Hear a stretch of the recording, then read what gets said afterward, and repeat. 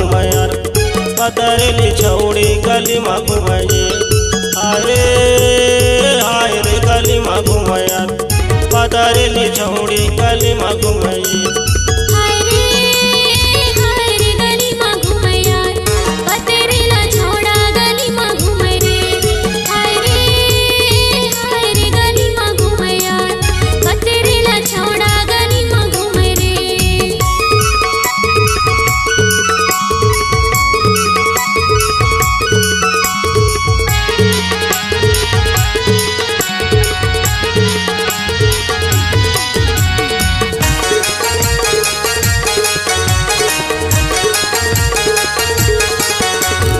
होठ लाली गाल गुलाबी गोरी बदन काया, होठ लाली गाल गुलाबी गोरी बदन काया, मोर संगला छोड़ के ये दूसरों पर माया जी। गली में घूमे यार, पतरेली छौड़ी गली में घूमे जी, पतरेली छौड़ी गली में घूमे जी।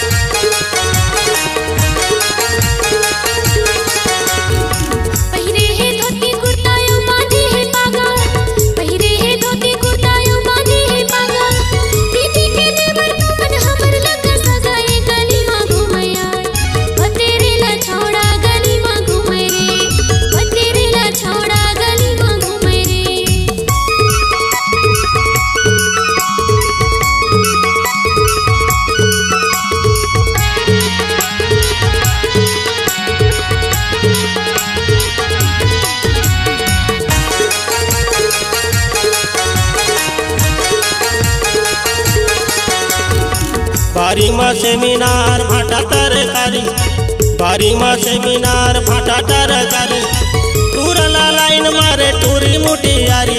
गली में घूमे यार, पतरेली छौड़ी गली में घूमे जी, पतरेली छौड़ी गली में घूमे जी।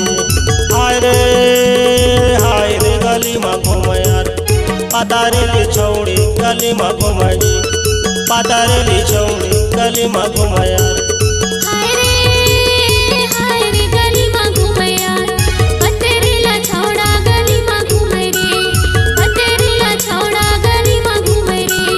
पतरेली छौड़ी गली में घूमे जी, पतरेली छौड़ी गली में घूमे जी, पतरेली छौड़ी गली में घूमे जी, पतरेली छौड़ी गली में घूमे जी।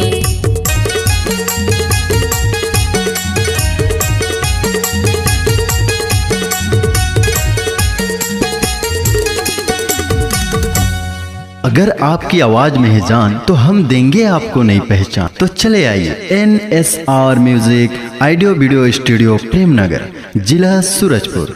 मोबाइल नंबर 9977876868 एवं 9009875688।